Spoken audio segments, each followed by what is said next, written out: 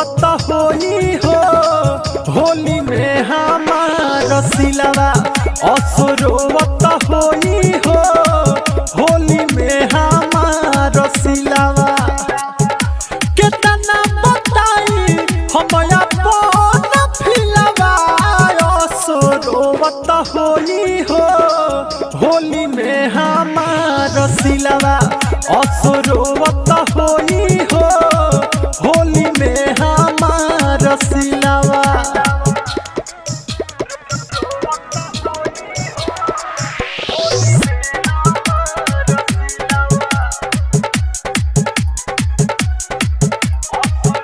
DJ Rupesh भेला DJ Rupesh भेला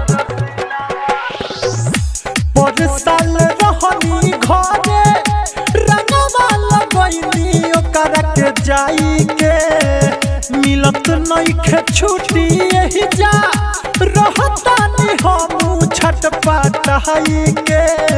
अरे भाई सुन तारा बड़ा गजब बा।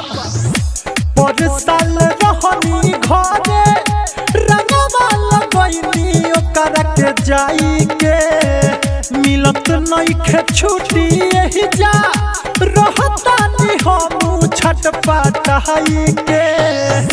बिसरत नइखे गलिया के दिलवा हो बिसरत नइखे गलिया के दिलवा सो रोवत होई हो होली में हमार सिलवा असो रोवत होई हो होली में हमार सिलवा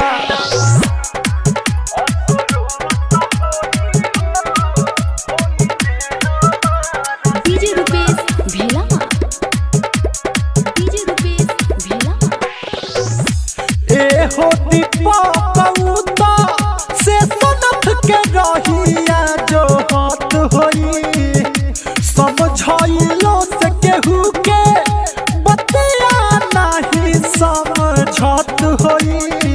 अरे का करबो बड़ा प्यार करले हो। ए हो दीपक से सनथ के रहिया जो हाथ होई समझाइलो से केहू के बतिया नहीं समझत होई। कहतानी तोहसे अपन सिकवा गिलवा हो कहतानी तोहसे अपन सिकवा गिलवा सो रोवत होई हो होली में हमार सिलवा असो रोवत होई हो होली में हमार सिलवा। दिल्ली में पानी बाबे हाल दिलवा असो रोवत होई हो होली में हमार सिलवा असो रोवत होई हो होली में हमार सिलवा। कितना बताई हम अपन फिलवा असो रोवत होई हो होली में हमार सिलवा असो रोवत होई हो